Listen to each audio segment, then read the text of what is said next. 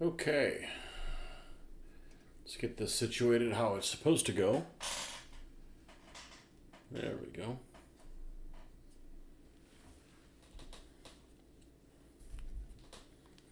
All right, folks, welcome back. More T-35s. How the hell did that fall over here?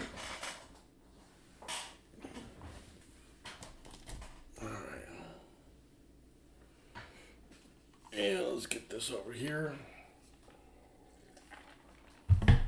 And let's see what we can knock out tonight.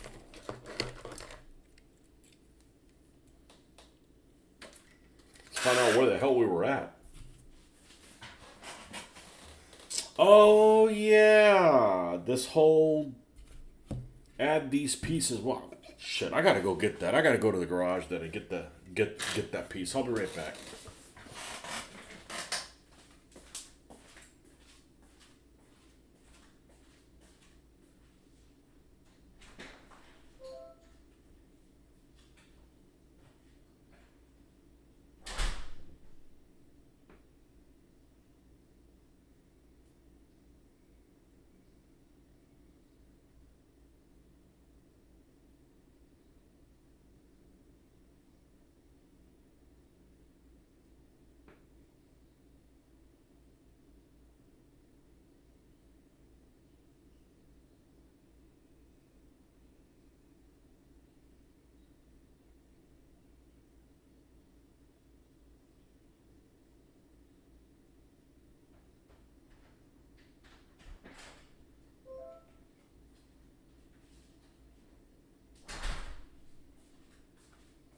See if we can't correct a mistake. This is this. I thought this was all the T-35s. And then I was mistaken. I actually have more. Because it's just what I need, like a hole in the head. But they were $1 a piece. I'm like, and I think I got one of them for free, honestly.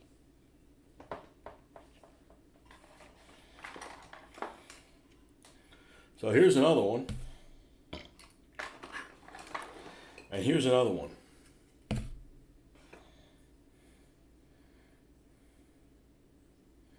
And here's another KV 1 barrel. We're gonna paint this KV1 like that triangle thing, like that other one.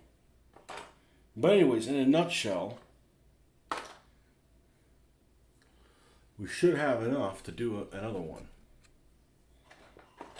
But these little pieces, for whatever reason, I didn't put them on there. So I need to take care of that. So I think what I'm going to do, and this one actually has a turret that has the whatchamacallit, has the star engraved on there. So I'm actually going to make this one so that it has those little supports there for the antenna, but doesn't have the antenna running through there, like that one in that one particular battle.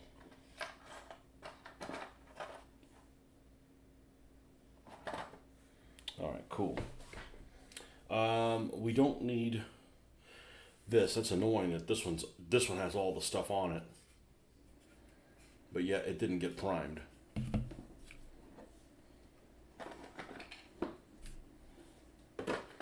This is what I need. That's what I need.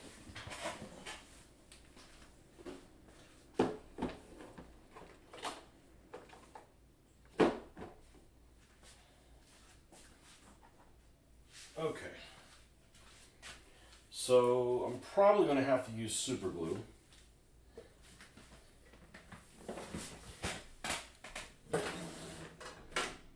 And I'm probably going to want to use the green one. I could use the other one, the standard one, that I was out of and I bought.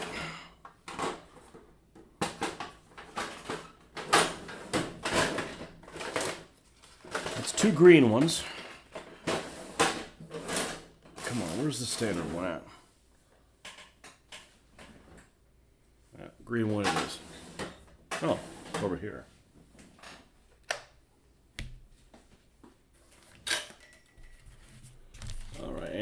X-Acto knife.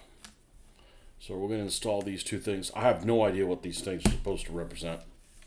They look like little shock absorbers. They're in the wrong damn place to be a shock absorber.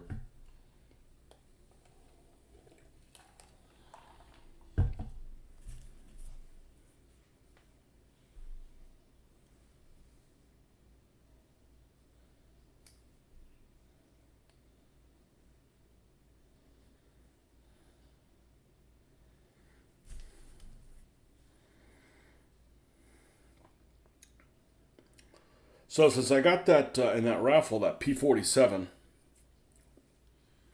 I started going down a rabbit hole of finding out what I want to use, finding out more about these units, and I really would want to paint them as a ground attack unit.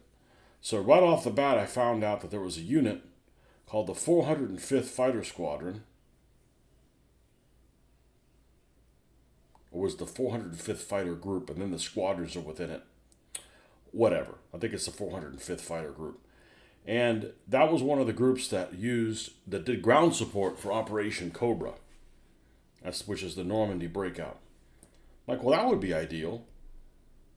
So let's find out. I mean, it's American, right? There's a lot of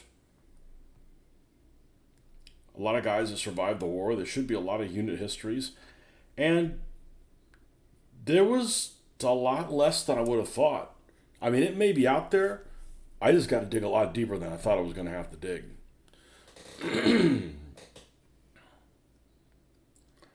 Unfortunately, I would say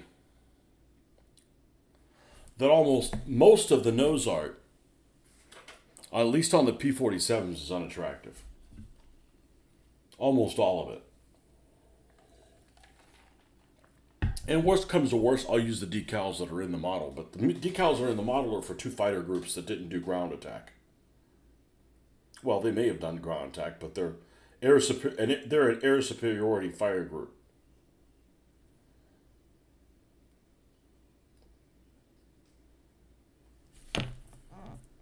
Which basically means I'm not going to put the rockets underneath them.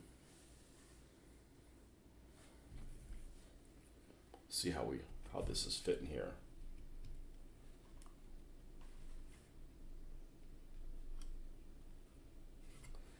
I'm going to cut a little bit of this off.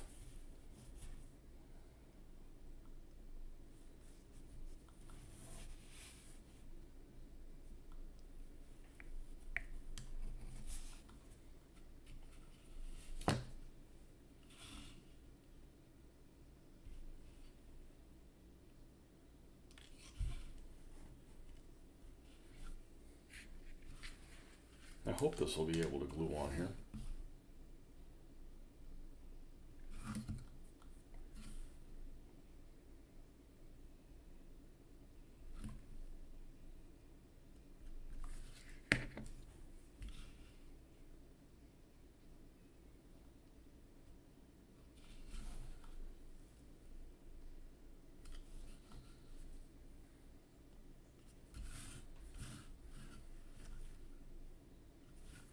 And that's the problem with glasses and stuff. I get a lot of tunnel vision.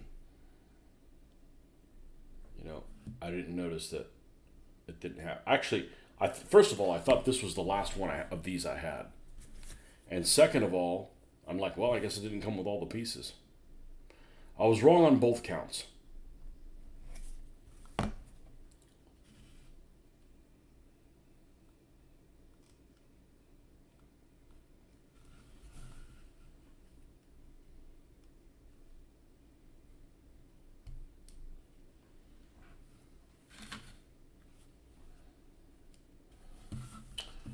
I see. That's how that needs to be.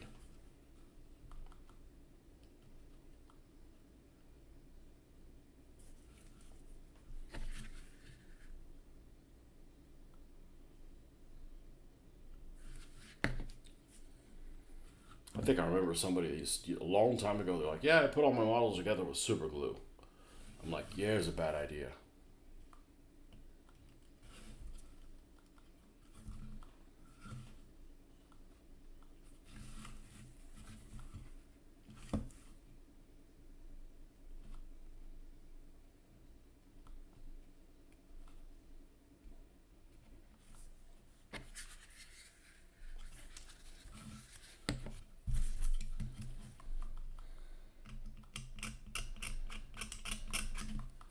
This is what I should have done.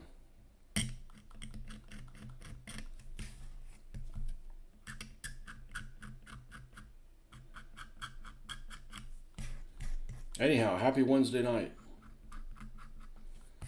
I said I wasn't going to be on here and I lied. My daughter's back in the country. She's just not, she's still 2 hours away, so. Or so.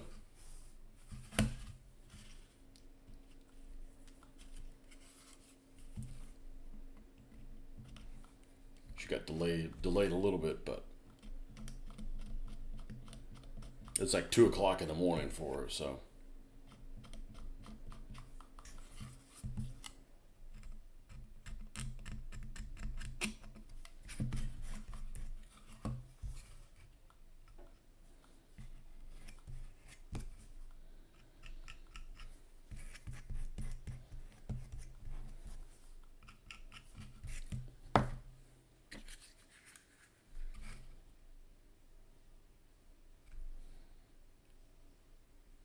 This episode would be like how to do shit in the wrong order.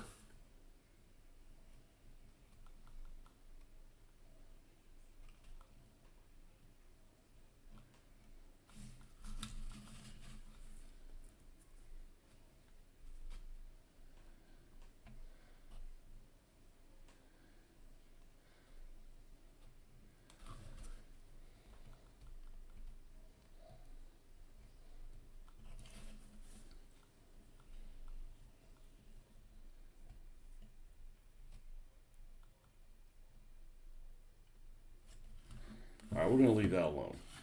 Or we're going to go work on something else while that's doing. Now, how are we doing on these tow hooks? This one doesn't have any of them. What a fucking disaster.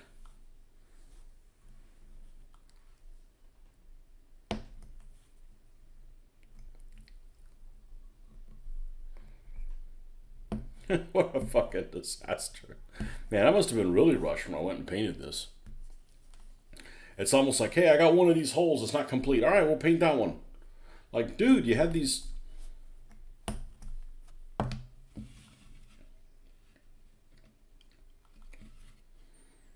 What's going on here?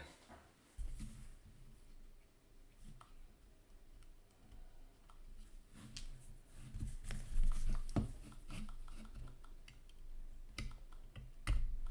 going to remove these two little divots. That's why I like weld cement more than anything else, but I got this paint on here.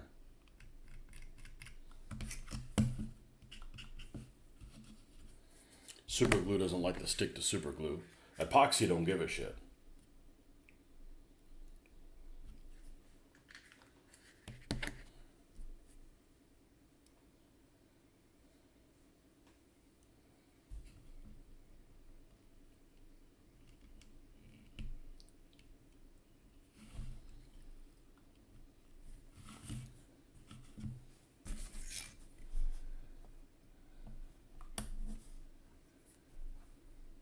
Anyway, so we're going to do some aircraft.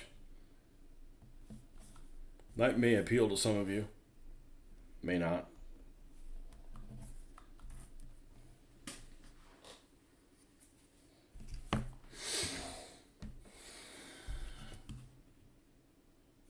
I think I'm going to...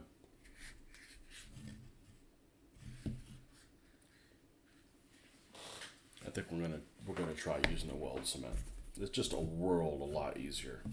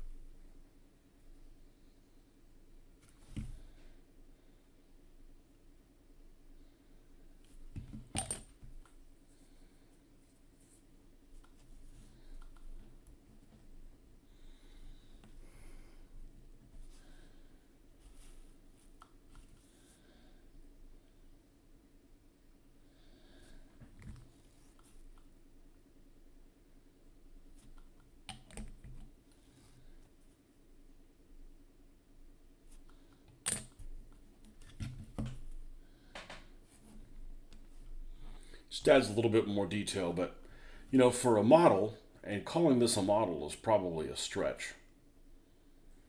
But let's just entertain the idea. For a model, this has a lot of really good detail. Like this has better detail than a lot of models. And this basically it's like one piece.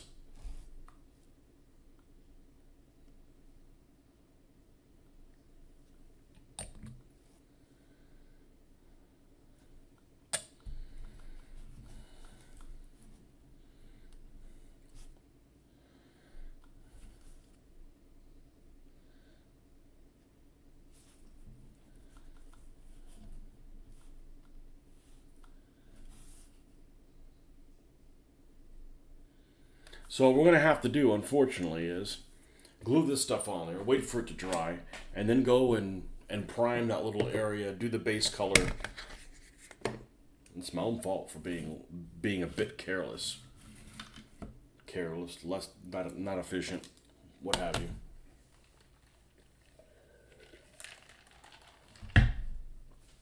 All right. Let's see where they're at. Let's see where they're at.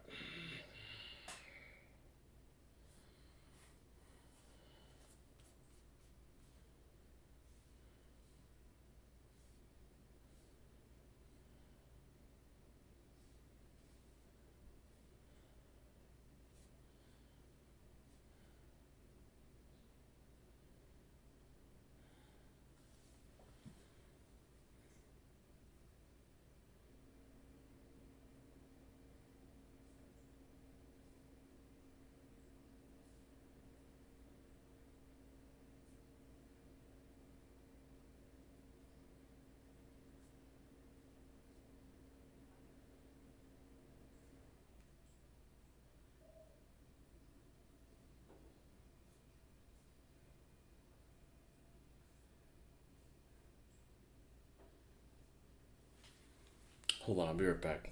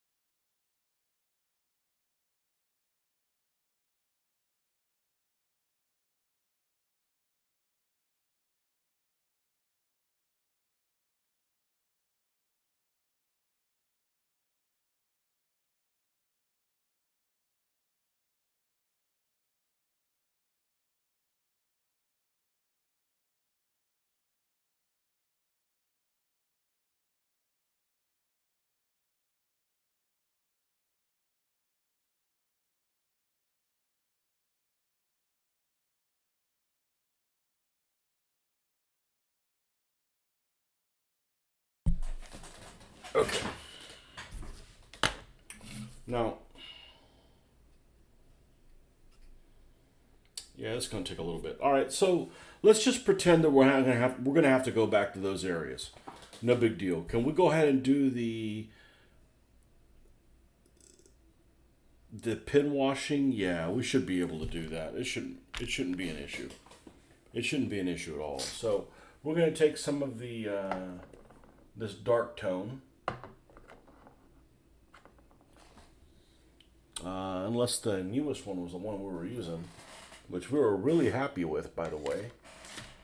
Looks like not strong tone, dark tone. This is the old dark tone. Well, all right. You go back where you go, from whence you came. Here it is. Why are you hiding? Oh, that's the new strong tone. Sons of bitches. Okay.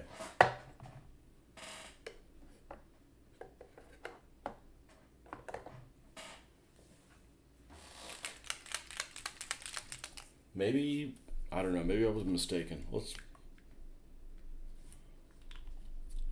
I thought I had the newer version of this one. I guess I don't.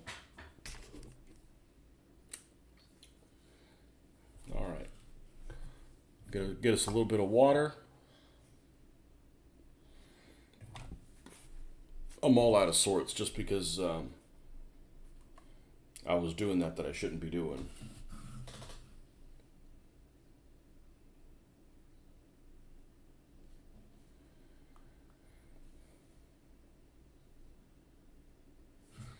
I bet the other side doesn't have it. That's what it is. That's where we left off. We hadn't done this side. All right.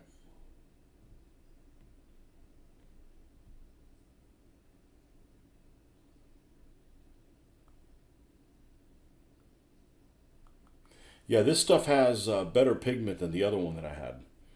Same brand, so this new formula is better. Yeah, because you could just thin it with water however you need to. It's also better value if you end up having something that's you have to cut with water.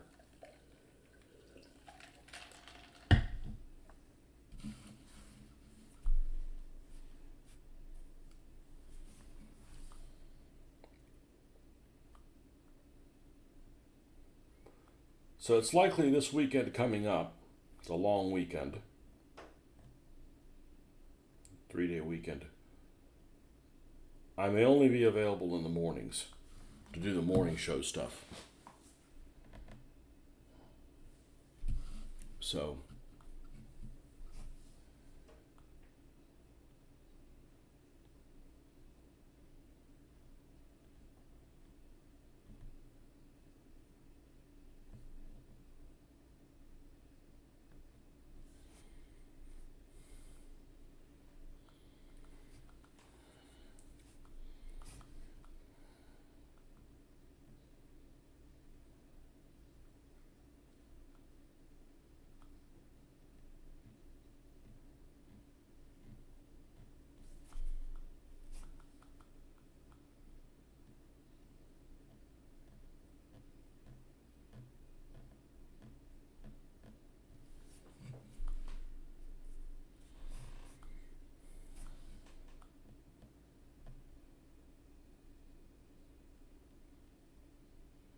So what I'm really actually looking forward to is doing that aluminum finish on the aircraft. And I've looked at some examples of what some people do. I'm probably going to do my own thing. And we'll see if it turns out fantabulous on the first try.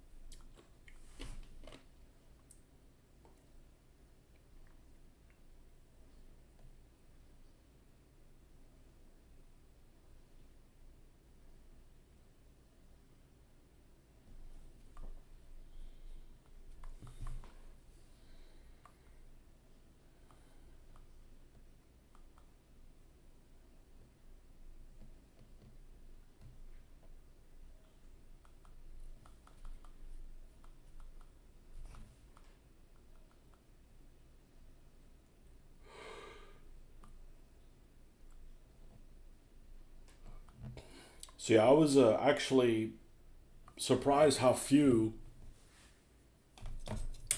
decals they make for a 1/72 scale P-47.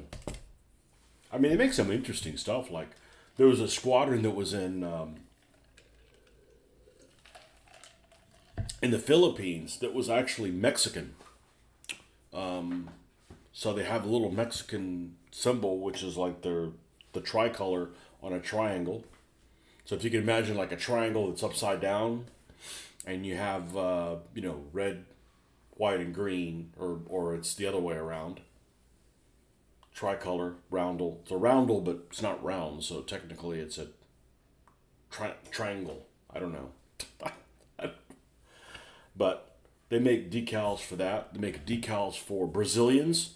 The Brazilians had a squadron. I guess it's a squadron. Maybe they had more than one squadron of P-47s. Bubble canopy in Italy.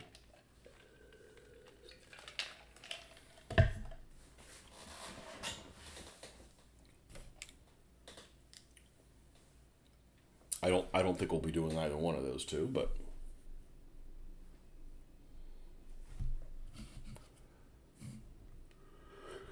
whew.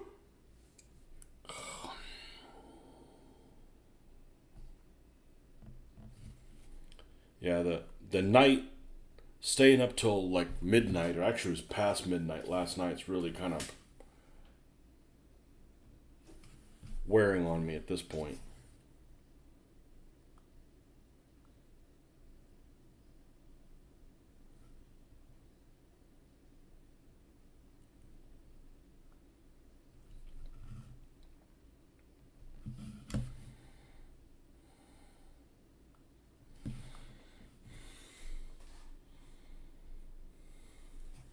This stuff is much better than the normal oil. Significantly so.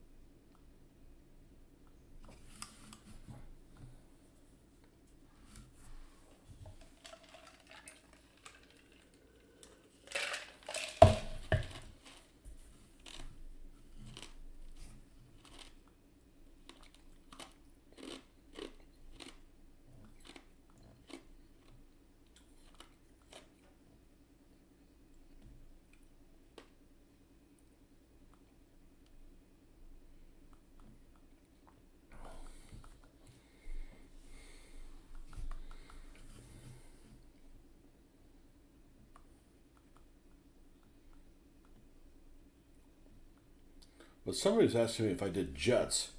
If I did jets, what jets would you want me to do? I mean, obviously, whatever I want to do, but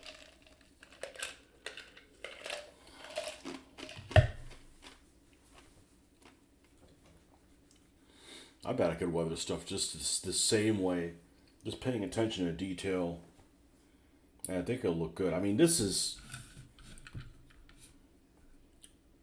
looks really fucking good. I mean, for just you take something, it's just like a plastic little model without a whole lot of detail to it, and then it's like, man, it just all comes together really nicely. They look better than a real tank. A real tank would be like almost all the same color, like little details wouldn't pop on it.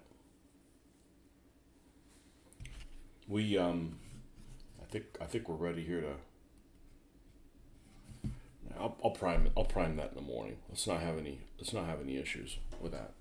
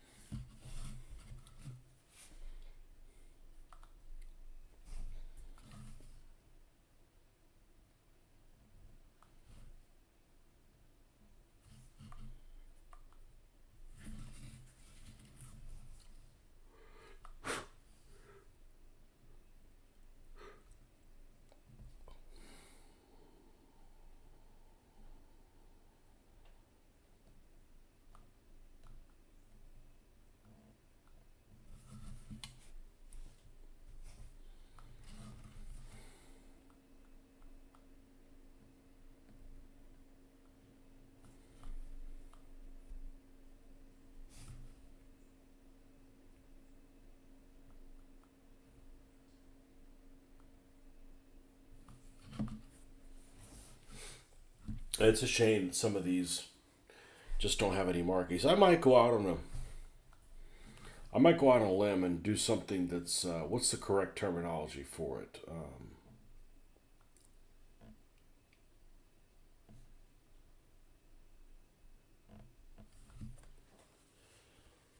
Man, what's it called? There's a specific name for it when you're doing it out of period. But anyways, I might put a slogan on one of these. I mean, hell, the side is just asking for it. You just got home from work. Yeah, man. So they told me they were going to have a game night a couple weeks in advance, which is unusual and a good thing. So I'm like, yeah, I'll make it. And then it's the same night that the model meeting is. Like, son of a bitch. So I'm like, well, I guess I can't come over and game. I'll show up to hang out later. I got there about 8:45. I stayed there until after 11. And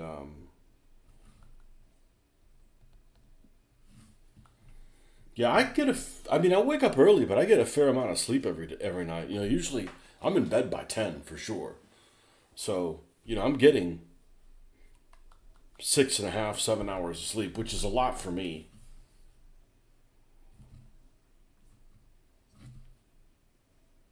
You work a night shift or?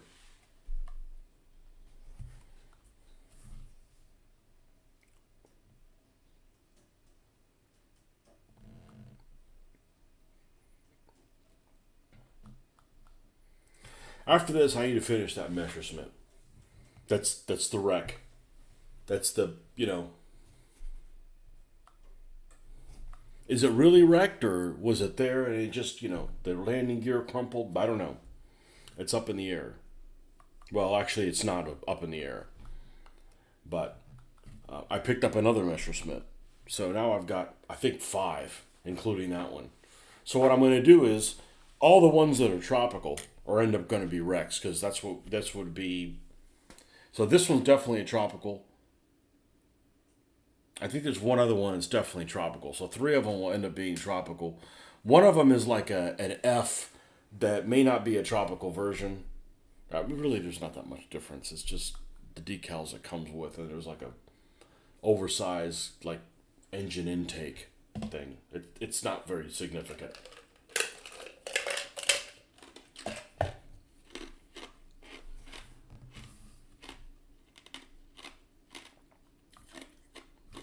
But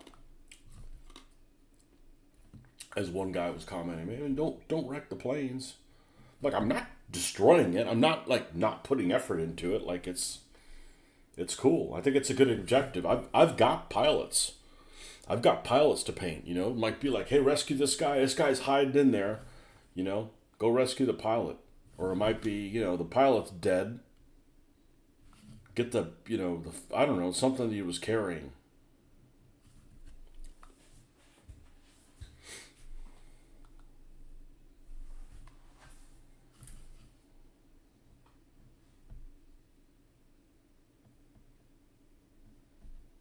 And I know some of you like aircraft, and it just can't hurt to do something else that's not necessarily in line with it, but it's all along the same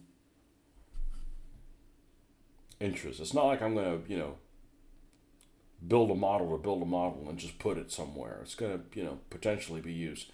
Except that walrus. I don't know what I'm gonna do with it. I just wanted a walrus. Supermarine walrus. And it's not a very good model.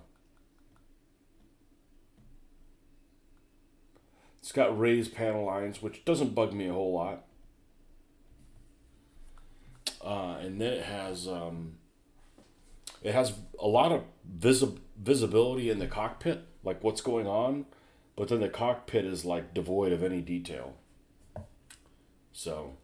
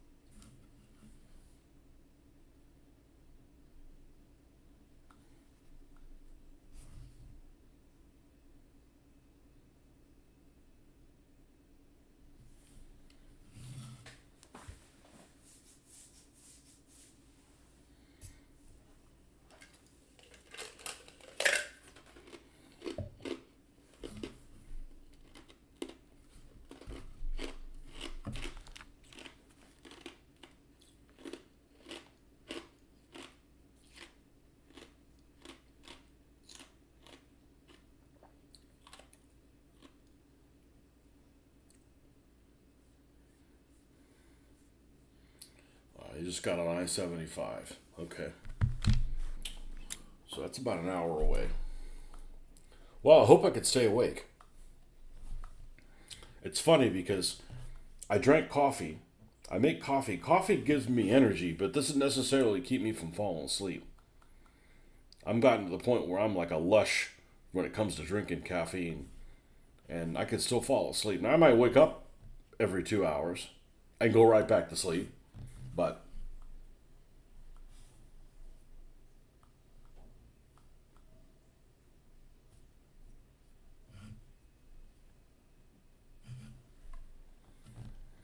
okay, I think I can go ahead and, before I'm completely done with this, let's get a brush that's a little bit larger. And then let's get that primer and prime that stuff. Almost don't even need to use primer on it.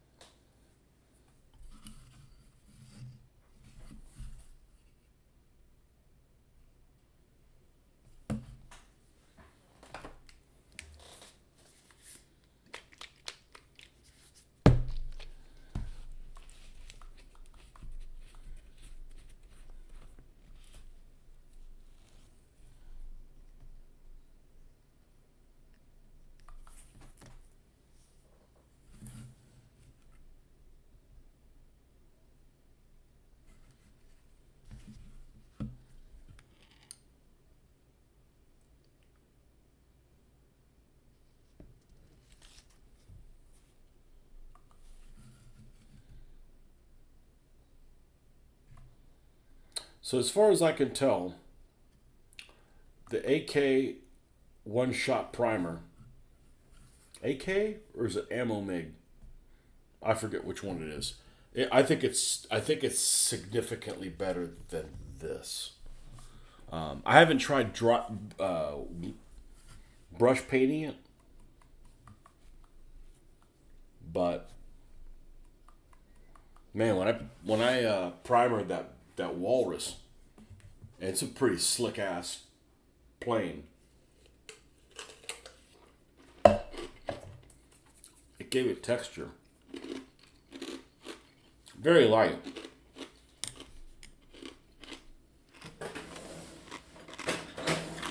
Almost like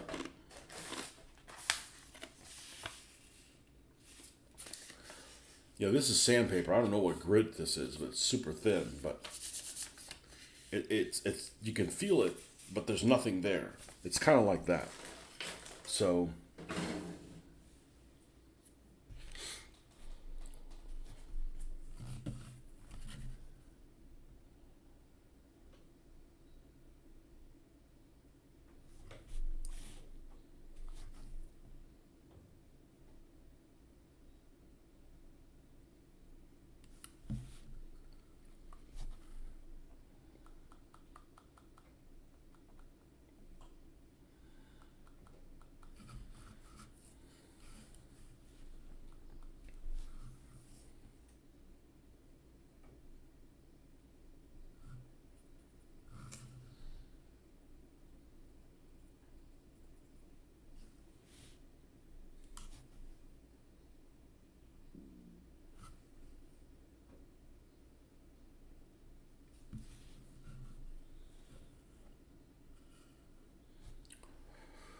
well, the choices that I had, it was a raffle.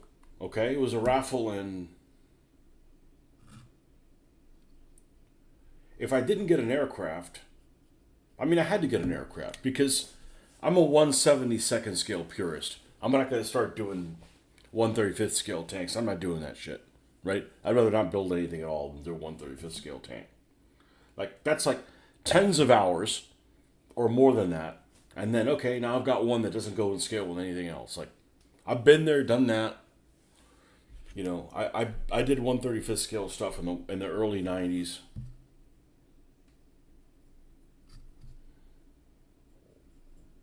They had an ME-262. They had a Stuka. And honestly, one of the main reasons is and it's, man, that model is gorgeous. It's absolutely incredibly gorgeous. Like the quality of like the panel lines and stuff. So I'm sure with my experience, even though I've never done a natural metal aircraft, I'm sure I'll be happy with the results. And if not, I'm not happy. If not, I've got the skills to be able to fix it. We all have the skills. You got the freaking internet. So I've already looked at a couple of videos of how people are doing it. I'm like, man, I'm not doing it that way. Nobody says you got to do it that way. I'm like, I'm not using enamel paints. Sorry.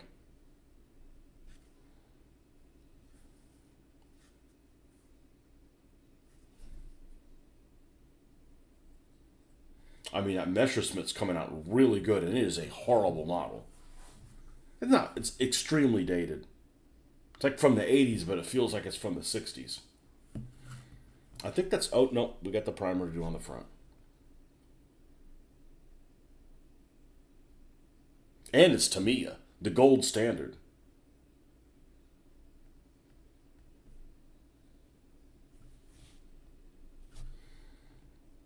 I mean, Tamiya makes Hasegawa seem like a piece of crap. Well, there's old Tamiyas that aren't the same. You can't really trust Tamiya on their paint colors. Like they're always like, oh yeah, you just use this color over here. It's that we make that we just so happen to make. I'm like, yeah, I know.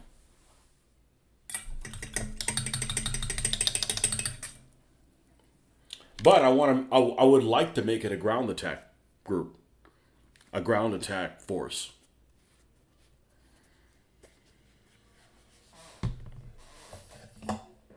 But I also don't, I don't want to get a model free and spend $15 for some decals. I'm like, for that, I'll just use the ones that come in there. But they're air superiority ones. The ones I really like, if I had a choice, if it was irrelevant what it served in, there's some natural finish Thunderbolts. Let's see if I can find one of them.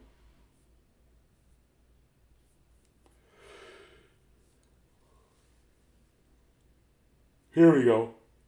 This looks super good. So you got a natural metal bubble canopy, okay? And then on top of that, it has a matte sea gray and matte dark green camo on top of it. That looks sweet. That looks really good.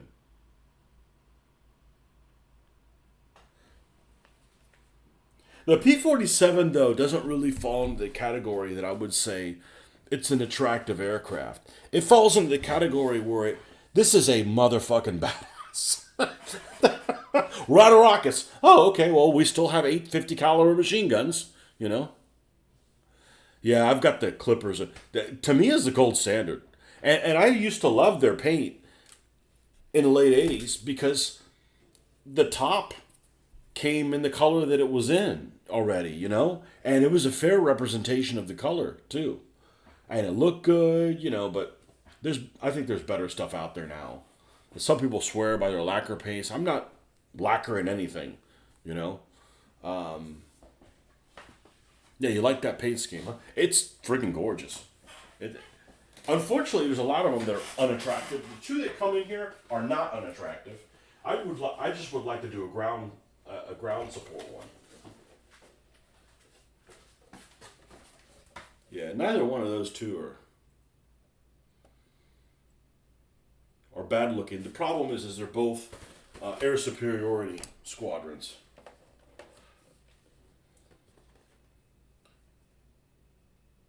'84th Fighter Squadron of the 78th Fighter Group, and this is the 551st FTS. I'm not sure what the heck that is. Of the 495th Fighter Group. Yeah.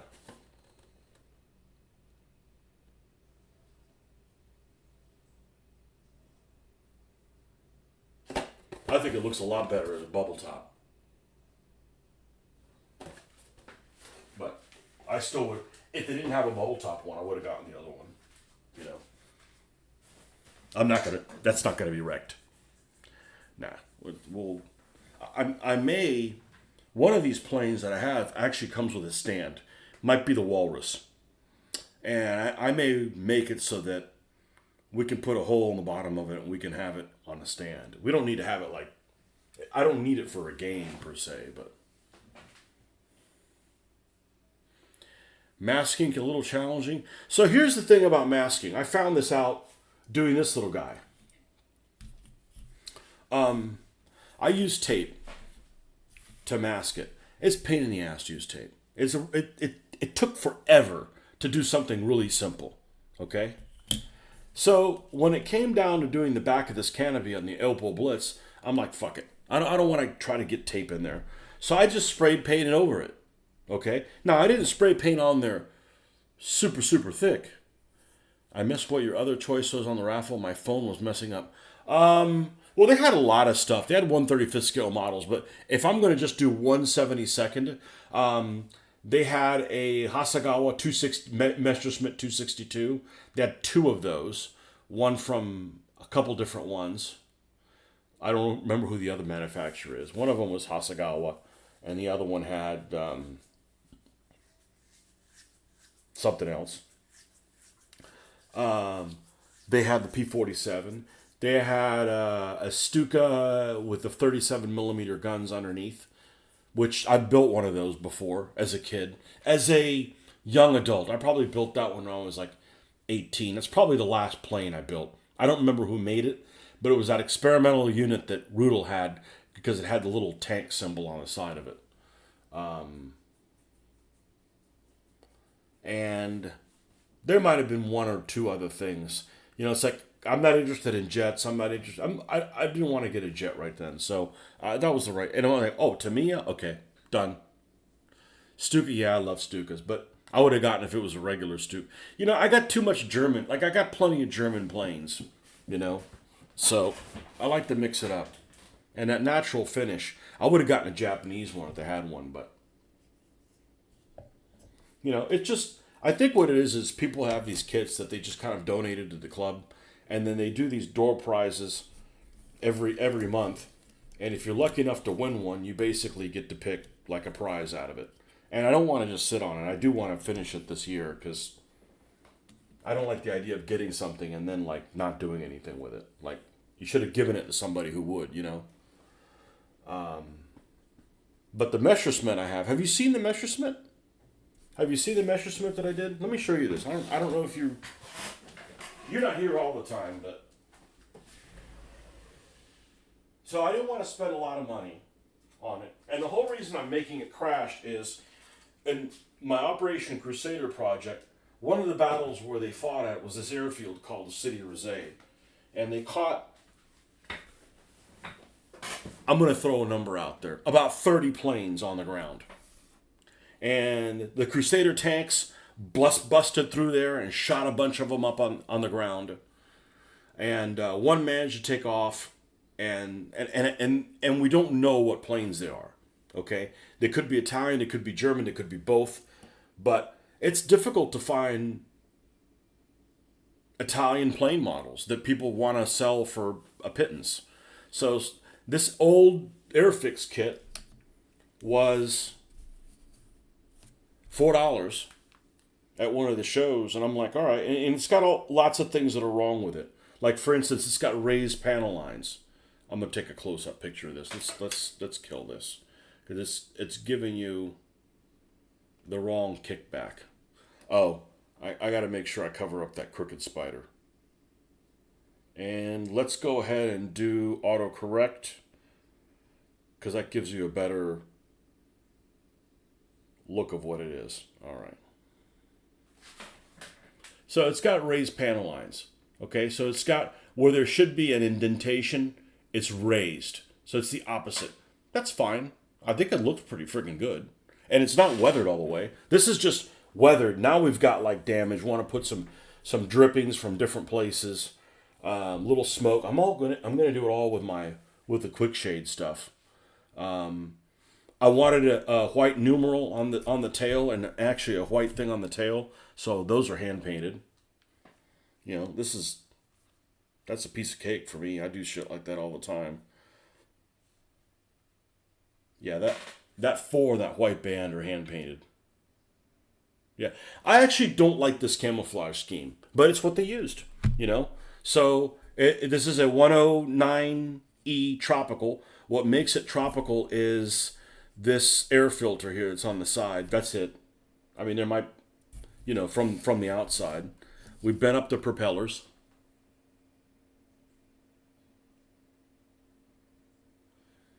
And we're going to put this on a stand. And what do you mean you're putting it on a stand? Well, the same way I did with this 222 that I was missing a wheel and couldn't build it. So it's like an objective. So same thing, this is going to be it's not going to be square because it looks weird like that, but it's going to be, cruciform, like a soft cruciform, whatever. And I've got the landing gear that I'm probably going to have some of it like it's crumpled. So it was standing up here and it got shot up and then, when it fell, or maybe it's one that got going and didn't go very far or something like that. But it's going to look freaking fantabulous when I'm done. Yeah, I did the same thing with this Humber that was damaged. I got this in a estate sale.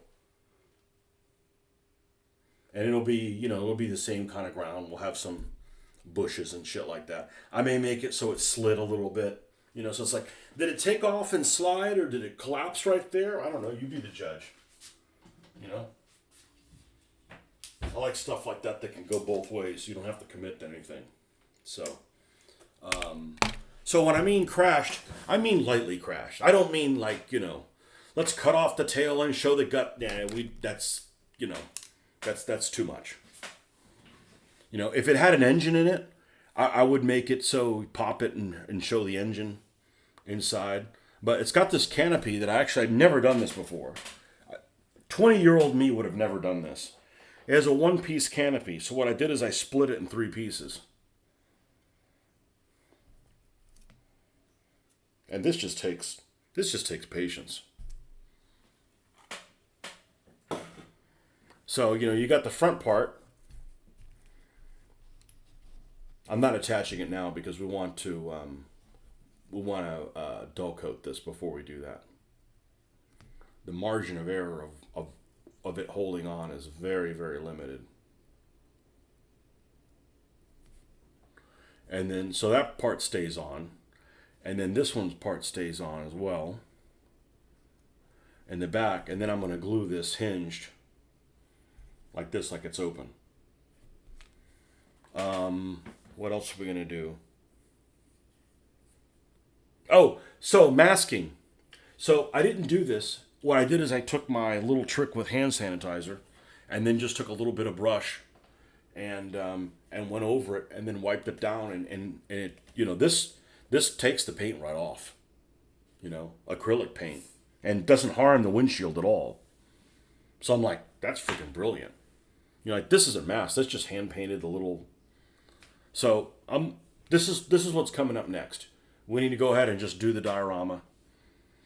And I'm probably going to love it and crash the other ME 109s that are tropical.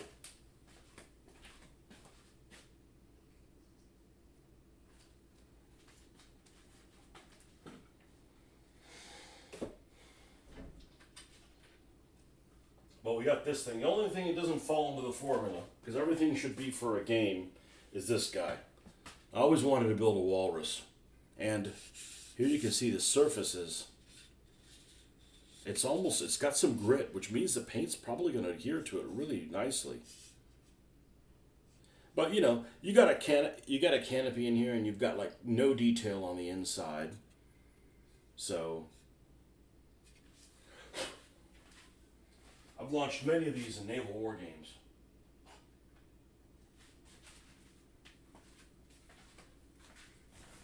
Anyhow, maybe you'll be on a roll doing 172nd. Well, the problem with the 172nd is I don't have anywhere to put them. They take up a lot more space than tanks. I mean, I got my whole area here completely full of tanks. Let's see if we can get this in the picture. Let's kill this. This is teeter-tottery. There we go. So We have a few fucking tanks. It's fucking crazy. I don't know. Over 200. Over 200. What are you going to do with those tanks? What are you going to do with all that shitty TV you watch? You know?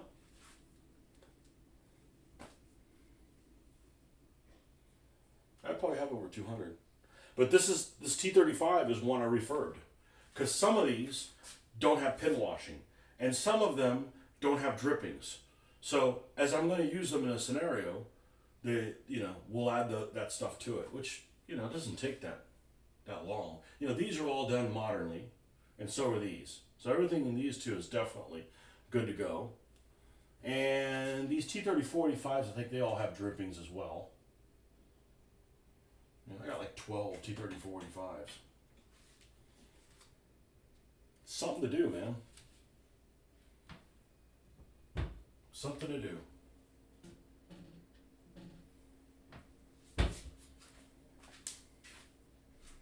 Yeah, this is from IKEA. And it was relatively inexpensive, but it's full. It's full, so I don't want to keep them out in the open where they get dust and shit like that, but they still find a way to get dust this way, but not enough to really be an issue. I guess I'll take the buildings, we'll put the buildings in a box somewhere and pull them out when we need them, have more space for more tanks. Yeah, because we got Soviet, Americans, got some green Brits down there, 8th Army's here, Africa Corps, yellow Germans, gray Germans. So, yeah, okay, so where do I put aircraft? Well, not in there.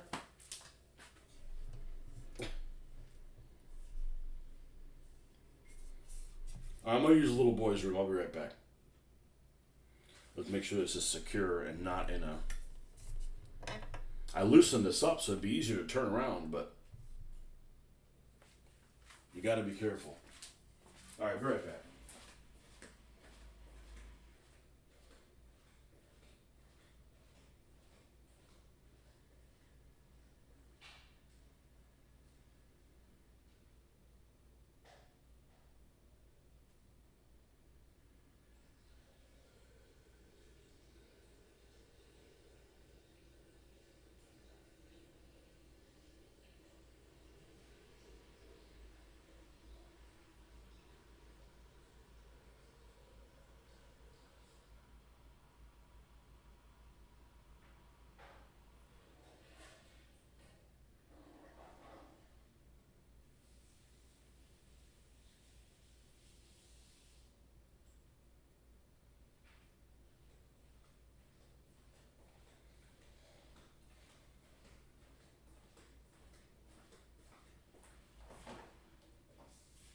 Yeah, even if I was a kid and decided to say, you know what, I'm going to hang the planes from the roof. Let's say I wanted to do that. They're going to collect so much dust. I'm going to put all this care and drippings and everything on them. Dry brushing, and it's going to be ruined. So you got to have them, they got to be somewhere where they're protected.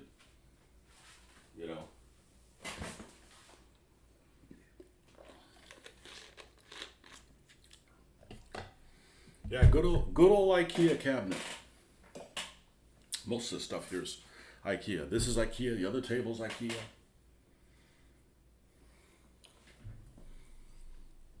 And the funny thing is none of it's made in China. Believe it or not. I mean, it's made out of crummy materials, particle board and stuff like that. But I think this cabinet was made in Italy. That's what it said. Okay, so we primed that. Now let's come back and play catch up. All right, so we're going to take this 894, which is the base color of the tank. Let's put the super readers on. Yeah, but I gotta fix mistakes or overlook things sometimes, and it isn't a problem. I got no problems at home. You're cooking your dinner while watching. I cooked dinner today. It's called nuke it. Nuke it for 3 minutes. All we're going to do is just dry brush this.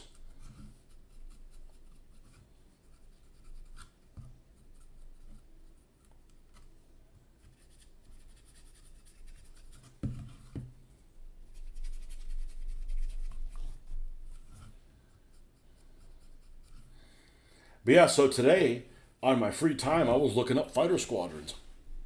Something that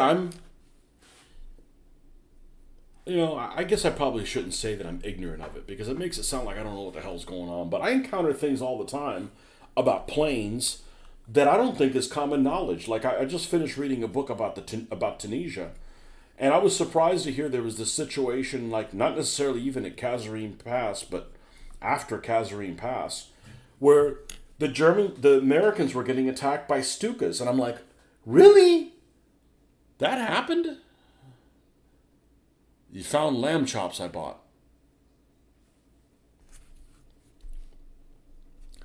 Yeah, people. I think lamb is one of those things that you either love or you don't like, and I'm on the don't like category. Unfortunately, I can handle them if it's in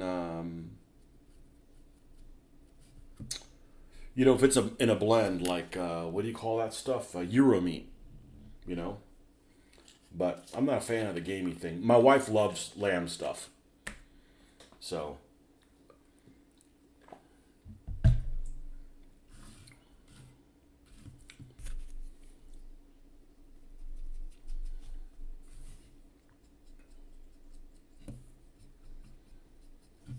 Okay. I'm probably not going to do a brown wash on it. This had that green, different look, and then we did a brown wash, and we went back over with the green, and then we lightened that up. We're going to skip those steps. Now, because it's dry brushing, here's the beauty of it. Militaria Collector. My wife hates them, so I can only cook them while she's at work. Oh. Militaria Collector 1943. Welcome, man. So we're going to take dark sand, and we're going to take this Russian green, and we're going to bring it up a level.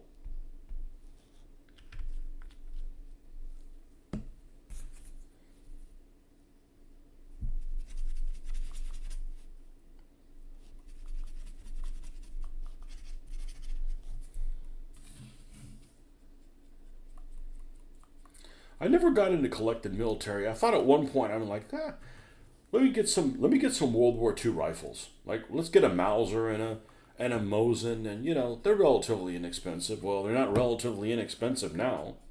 And I also don't want, I don't want something that might be dangerous to fire based on the condition that it's in. Or that's too nice to be able to use it. I just don't believe in having firearms to not fire them. That's like, I bought this new car. You gonna drive around? Oh no, it stays in the garage. I'm like, what's next? I buy toys and I don't take them out of the package. I mean, it's like, no, you gotta enjoy shit. So, used to be, I don't know, 10 years ago, 15 years ago, you could find a lot of like Enfields and stuff like that at gun shows. But the wood was just in really bad shape. It just kind of made you sad. You make me sad. And that's it. Even though we did this out of order, we came back and caught this up. I make so many mistakes, I'm really good at fixing them. You just can't let them bring you down, It's just an opportunity to work on another skill. Done. I don't know why this one didn't have those things glued on them. I think I misplaced them, and that's the story I'm sticking with. There's a big military show in a few weeks, West Coast, Pomona, June 24th, 22nd, 25th. I went to my first one that I ever went to a couple months ago when I filmed it. It's on my channel. And I'm going to go to them again because what I really liked was interviewing the people that my amateur interviewing. You know, hey, I'm going to ask stuff that the public isn't going to ask. You know, like there's one guy that when I posted the video, he's like, "Oh man, I'm the medic. I would have liked to talk to you." I said, "Dude, I would have loved to interview you because I'm going to ask you questions that nobody else is going to ask you. Like the very first thing you ask a combat medic, that's who's portraying a combat medic in the Second World War. The question you ask him is, the whole do they carry a sidearm thing, you know?" And I say I don't know a lot about aircraft, but that's not true. That's not true. But compared to how I know tanks, yeah, I don't know shit about aircraft compared to tanks. But I ended up going with a couple of years ago. I went to that museum that's outside D.C. called Edvar Hazy, whatever it's called. It's got a weird ass freaking name, and Udvar Hazy, something like that. And it's just basically the stuff that didn't fit in the Air and Space Museum in downtown DC. And it's this huge hangar, huge, with I don't know 70 planes, maybe 80, maybe more than that. A lot of stuff in there. It's all labeled. It's not like they're just packed in crates or anything like that. And I walk in the door, and I'm like, I was with a friend of ours who's in the Navy. Was he in the Navy at the time? Yeah, he was in the Navy at the time. Yeah, and because we'd gone up there, he's like, "Yeah, I'll take you on the Pentagon." He went in the Pentagon and everything. I'm like, "Cool." I got a clean record. I'm not gonna misbehave. And I open the door to this, and you come in like on the second level. There's like I think there's like a way to walk all the way around, or at least half of it around. And I go in, I'm like, "Holy shit, there's a P-26 pea shooter." And he's like, "How do you know what that is?" I said, "Well, I worked at a hobby store for like 5 years looking at models. I've never built a P-26 pea shooter, but I know what it looks like. It looks like that, you know?" I just have not played the games in aircraft as I have with tanks and ships, where I know tanks and ships really, really well. And I've created scenarios for games with tanks and ships. So that's when you really get to know stuff. It's like, all right, I want to do this scenario around such and such a place. What's around there? You start reading the history, and these guys were here, and this got sunk, and this was over in this area, and they were, you can't help but learn that kind of stuff just creating scenarios. And I haven't done that with aircraft. I haven't created aircraft scenarios. An aircraft miniatures game is like really ineffective. Like it's difficult to get a lot of things done because of just the nature of the combat. But I played flight simulators, to a degree, but it's just something else to learn about, Just like I'm welcome in doing stuff in the Pacific because I just don't have that realm of information, of knowledge in the Pacific that I do in Western Europe or Russia or North Africa.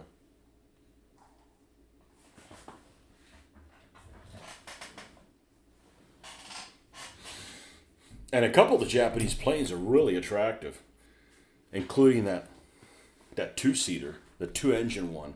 I think it's called a Toryu. I don't know if it was a piece of shit or not. I don't care. It's a great-looking plane. I think it's what it's called, Toryu. Toryu plane. Kawasaki Ki-45. It's a beautiful aircraft. Actually, it kind of looks like a Henschel 129. That's a beautiful aircraft.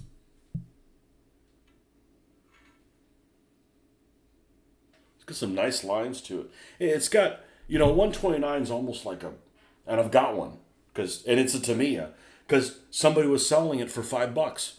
because oh well, they painted the the propeller caps, whatever the hell they're called, the nose cones, red. I'm like, I don't care. I'll re-fucking paint them. I don't give a shit. That's the fun part. Learning more. I agree. I absolutely agree. The Henschel 129. If you look at the cross section of it, it's almost like a pear shaped or like a almost like a diamond.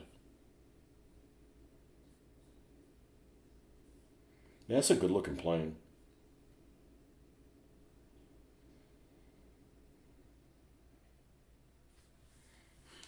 You fuck up now.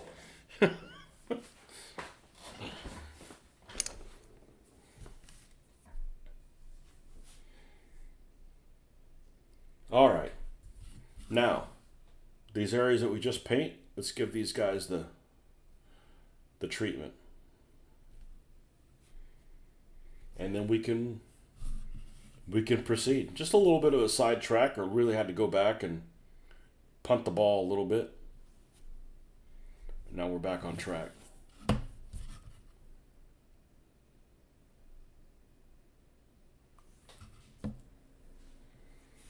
Yeah, the only part I don't like about the Pacific is, and it annoys me, it's every time you go, if you look at the, like, Tamiya catalog, okay, they make a lot of zeros, right? They call them all Zeeks. Well, that was technically the name for the zero, was a Zeke. Never heard anybody call a zero a Zeke, ever.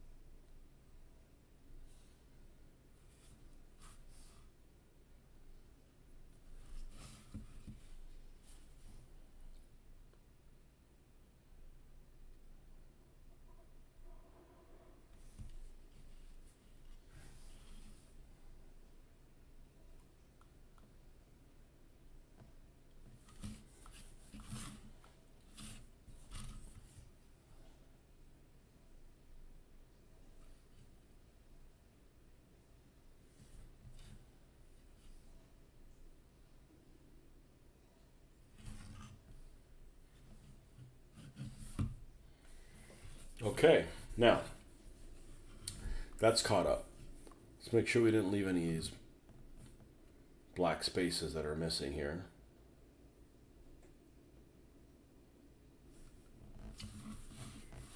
No, I think we're good. We do need to do all the little turrets, though. Catch them all up.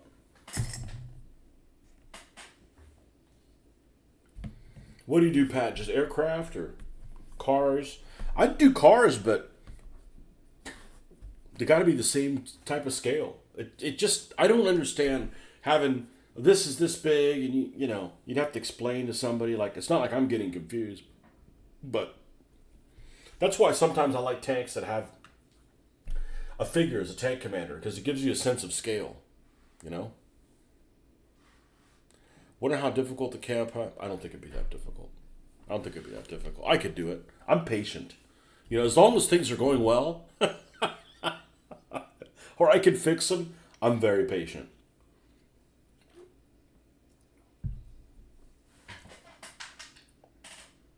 You know, these damn winter tanks I've only done like 4 winter tanks. They're like my favorite thing.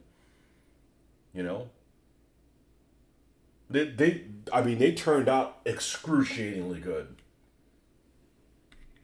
It's crazy. It's absolutely crazy how well that turned out. And it's simple as shit. I mean, you know. Look at the front of this thing. Actually, I already took a picture of this thing. Let's see. It's ridiculous how good this turned out.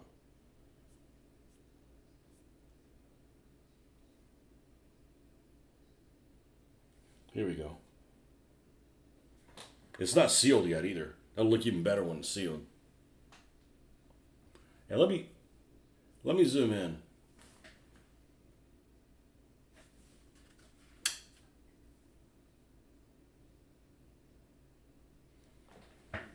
I mean, I'm like, that looks better than a real tank. Well, I'm not. I'm not just saying that because real tanks look like shit, you know? But, because you have this surface area and it looks like it's all the same color, even if having little different modulations makes it look interesting. But I freaking love these things. I've never done snow before. So, next model meeting theme is winter. So, well, this is a winterized truck. We need to finish that one up. I got a King Tiger this winter. I've already started working on that one. You got a 172nd real heavy a few years back, but I like large wing nut wings World War I fighters. I also build 135th scale tanks, but I've been focused on 172nd only for about 2 years now. Yeah, the problem with the 135th that I ran into, and it might have been in a different time, I would build, I'd build like say the 8-wheel armored car from to me of the 231. Actually, to me is a 232 with the radio antenna. Well, you could make it without the radio antenna, but a 232 armored car, 135th scale. I had one, right? So you run into like, okay, what unit do you want it to be? Well, what color? Do I want to do North Africa? No, I want to do Grossdeutschland. Well, okay, what about the wheels? Do I want to show them like articulated, like going around a turn? There's like too many, you get into analysis paralysis. I don't know what it's going to do. I'm only going to build one of them, so I like over worry about it and I don't do anything with it. Whereas this, it's like I got 12 T-34s. Fucking do them all. Like, what paint schemes do you like? I don't know. The first one that comes to mind that you like, do that one. Because you're going to do 10 other ones. So there's peace of mind in just kind of doing whatever you want, not overthinking it. Because they're so cheap that, Tamiya models are now what, $40? $40? Probably some of them are more than that. You got to think long and hard what you're going to do. So there's that peace of mind of, why do I have so many? Well, I went to a game convention and they had 2 estate sales. I'd never seen one before, and all of a sudden they had 2. And one guy was literally selling, his family was selling 35 T-34s that he'd never built, and they were just sloshed around in a box. And they're not the best models ever. They're old Skytrex ones. But he had like 12 just T-34-85s and I don't know, probably 25 or almost 30 of the other T-34 variants. And I'm like, how much are these for? It's like, I'll let you have them for like $5. And I started like doing the math. I'm like, okay, I want these. And then I'm finally like, how much for all of them? And he's like, give me this much. And I'm like, I'm taking them. Because I'm never going to have that opportunity again. Now, they're not the best models ever. Okay? They're very crude. But they paint up just great. And it's like, and I like doing them. It's not like I need to have ever more than like 4 of them in a game. But it's just fun to do, And I don't need anything. So when I see somebody selling something for $3, like, okay, these T-35, I do 172nd, right? These T-35s are actually 187th scale. Okay, so these are probably 25% smaller than they're really going to be. Does this work for a game? Well, hell yeah, it's still a huge freaking tank.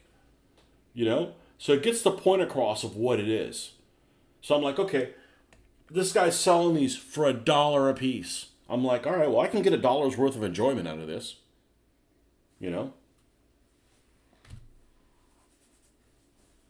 It's either that or I miss out on an opportunity to do something cool. I think it's worth it. If you think about it, I'm like, I'm not leaving that for $1. What's $5? What are you going to do with $5? So my T-28s and my T-35s are all 187th scale. But the T-28, which is a medium tank, is the same size as the T-34s. Because even though it's shrunk, it's still a bigger tank. So it doesn't look wrong. It doesn't look incorrect to me. So... yeah, I went to the last show. Some guy was selling a bunch of Sherman tanks. Airfix. It's an old model, okay? It's nothing to get excited about. It's been around as long as I have, probably. 50-something-year-old mold. He's like, $2 a piece. What? I'll take them all. I'm like, I'm not leaving them for $2. I'm going to get and hope, I'm gonna have, and I'm gonna enjoy building them. I'm gonna enjoy researching what units I want to do. I'm gonna enjoy working on them with you guys, and talk about Sherman stuff, and that kind of thing. These T-30-45s, these were Fujimi. I already had 10 T-30-45s. That was $2, and there are actually two kits in each. So these are actually $1 a piece. I'm like, I'm not passing this up. And yes, this isn't the latest and greatest, best model ever of the T-34-85, but when you're done painting them, they look pretty freaking good. So, I had the same attitude when I was doing 15 millimeter Ancients figures. Like, somebody be almost giving away figures that were 40 years old. And other people are like, those aren't the latest and greatest. I said, well, give them some TLC, give them some respect, and they look just great, So,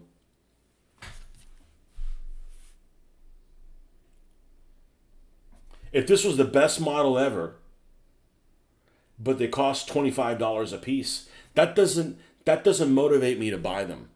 That doesn't motivate me to buy them. Anybody can make a Tamiya thing. Well, models are different because some fuckers don't even go together. Like, I'm not going to be like, hey, this guy's selling vacuum form stuff for free. No. Okay, I'd go into therapy and get hives if I had to do vacuum form. That's a bit much. But I don't mind getting old things, Stuff that nobody gives a shit anymore. All right, I'm going to blow you out of the water. Show you what these things look like.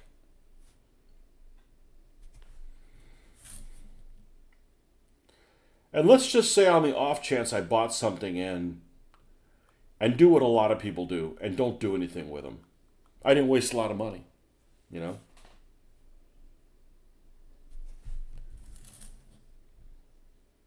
So I go to this model show, and not only did we're selling $4 models, it was $4 buy one get one free. So that's $2 for an airplane model, including this Italieri 109, which is a nice model. It's like, next time I see that, I'm buying them all. Because, I can just donate them to the club,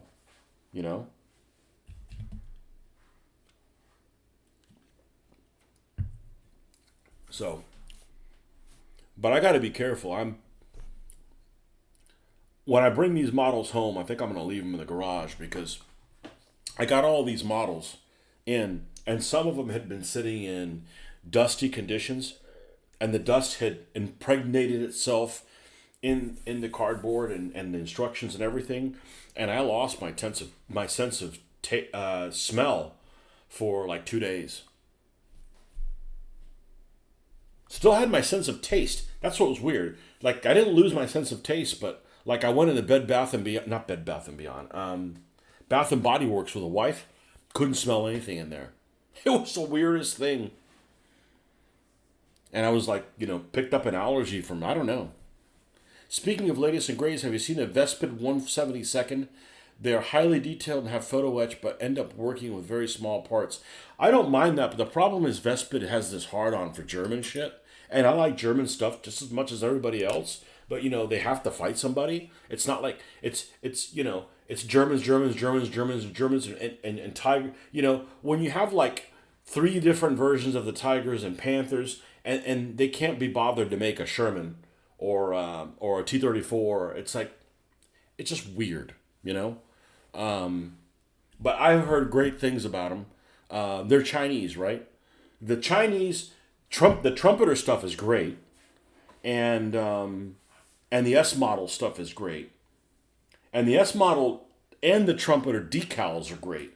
The problem with the Chinese kits is sometimes they have a problem with giving you hatches that open, and I don't want every hatch open, but like 1 tank in 5 or 6, I'd like to have the commander popped out. I love Shermans. I really do. And the more people say they suck, I don't like them, they're boring, the more I like them. It's just being contrarian. I mean, yeah, if you make them boring, yeah, they're going to be boring. But, dude, give them some personality. It's an opportunity to come up with nicknames. Like, that alone is a great reason to do Shermans. That alone is a great reason to do Shermans. You know?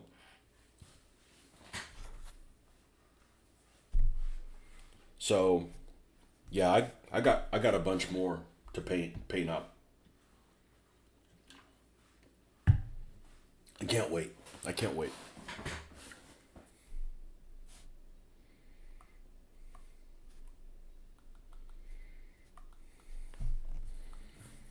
Problem is, I've been doing so many Shermans, I ended up like getting that 1940s big band music stuck in my head, which isn't horrible, but it's like, and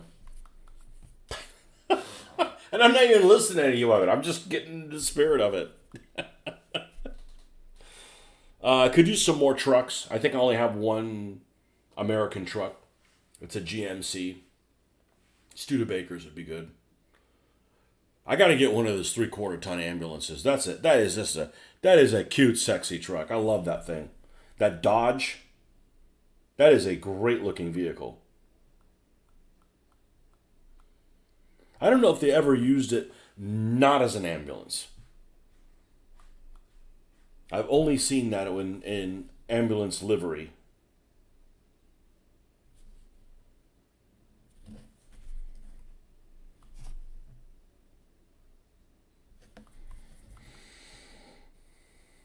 Got 3 M10s to do.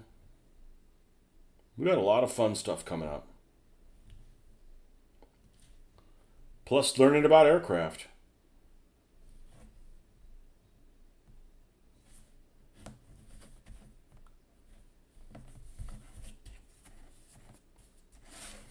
Okay. We come to the other turret. Speaking of Shermans, I bought some Petting House. Oh God. Yes, I bought them. They're the worst decals ever. They're super fucking thick.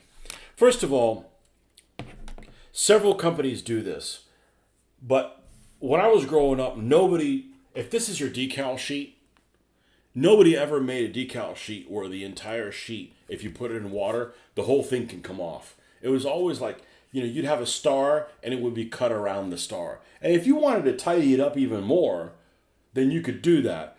But you have one decal sheet and everything on there is connected. It's just really weird. And Petting House makes the best decals from the standpoint of variety of markings. But they are thick. They are thick like nobody's business. So I won't buy them again. I absolutely will not buy them again. The Skytrex decals are good. The best decals of anybody is microscale. They lay really, really well, but they're very limited in what they make. Yeah, I won't buy Petting House again. I've gone on rants about how bad they are. It's a shame, and they're German. Like, dude, get your act together, man. You're letting your people down. The myth of German precision. Maybe you had a good experience. Maybe I just got a bad batch.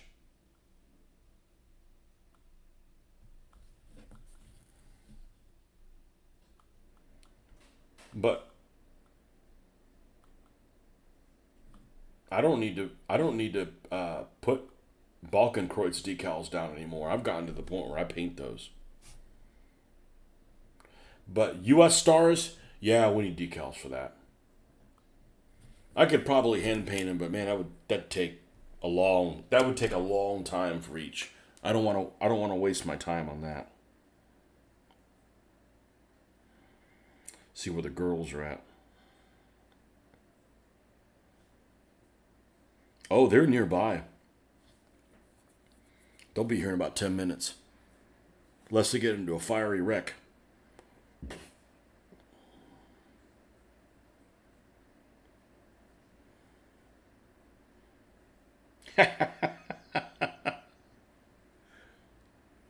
Yep.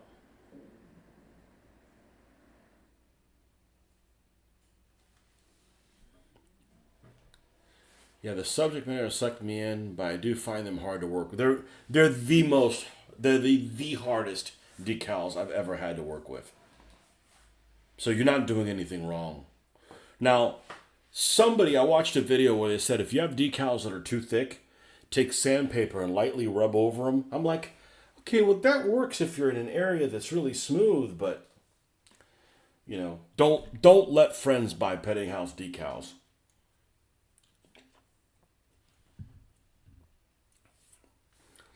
Yeah, they're a major disappointment. Now, there's other companies that do them on one big sheet and they're not super thick, like District Miniatures. District Miniatures makes a ton of variety, like super impressive with them. And if you live in the United States, I don't remember if you live in the United States or not. Their shipping is super cheap. And Alaran's decals aren't wonderful because sometimes they look like they were printed with a dot matrix printer. Like they could be a little less grainy, but they lay really flat and they have a lot of variety too. And they're in Michigan. District Miniatures, I don't remember where they're at. They're on the East Coast somewhere. But if you go look at them, they got all kinds of stuff. They got all kinds of things District Miniatures does. And they do things in a one true scale. The one thing I'm jealous about, and I'll never do 28 millimeter stuff because it's not my cup of tea. But there's a company called Rubicon Models, okay? And Rubicon Models is what they're known for is you can buy a Panzer III and you can make like every version of the Panzer III out of the one kit. That's super handy. However, they're really expensive. I mean, it might be like $30 for a vehicle. I don't remember how much it is, but they're really too expensive. But the decals they come with they come with everything. You're in South California. Yeah, back when some of this stuff was when used to get everything from Brookhurst.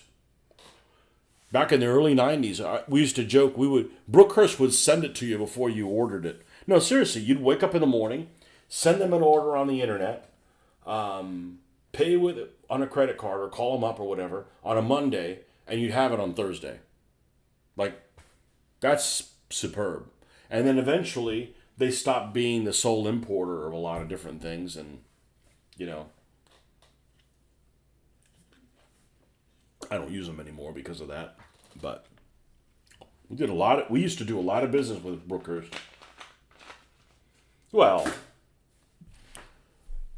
compared to all the people that we did business with, we did most of our business with Brookhurst. Yeah, I think I could be wrong. They're a shadow of their former selves, and it stands to reason because, let's face it. I mean, these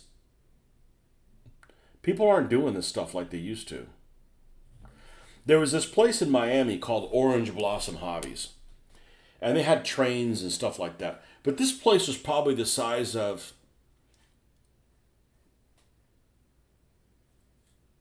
it was big. It was big, and it was together. And I don't know when they closed, probably in the early 2000s, but I was already with my wife and went to Miami one time to go visit her family. It must have been like 2001 or whatever when we went there. And they had freaking everything there. It was crazy. And actually, they had part of their business was they sold to hobby stores, because when I worked at the hobby store, we would buy from them. So they had distributor stuff as well. But that place was really well organized, and it was big. It was really, really big. It's about the size of a grocery store, I think. It's pretty big. That place in Calgary is amazing, though. That is the most impressive store I've ever been in. The Sentry Box. If you ever find yourself in Calgary, make sure you go there. And it doesn't matter what scale you're into, whether you're 15s, 28s, 20s, all the fantasy stuff, Games Workshop. I mean, that place is incredible. Don't ask for a bag, though. You buy something and they won't give you a bag.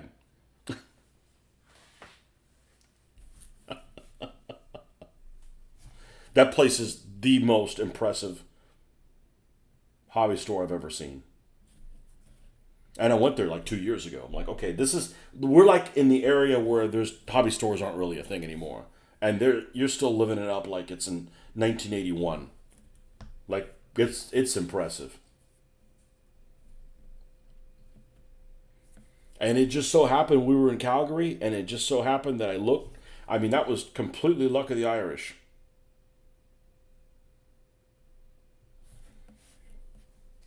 And they had good prices on stuff.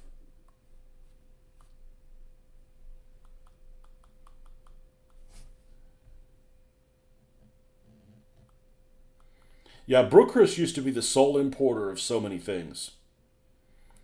And then, they probably had to carry a certain amount or order a certain amount to have those kind of rights, and it's just like the stuff didn't move. So,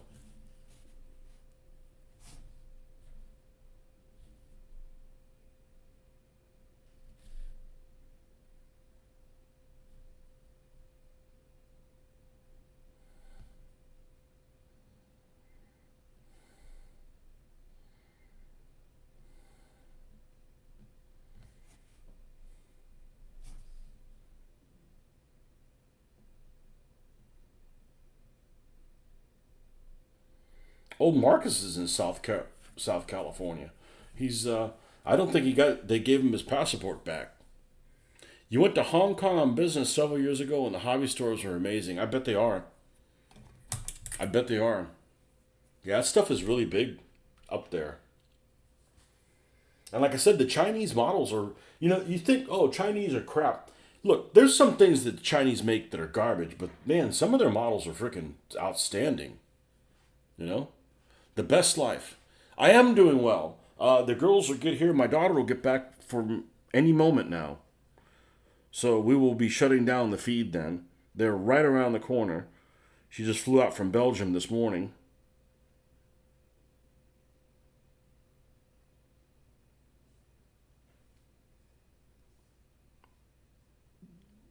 Oh yeah, they're about to turn on my road, so. All right, folks.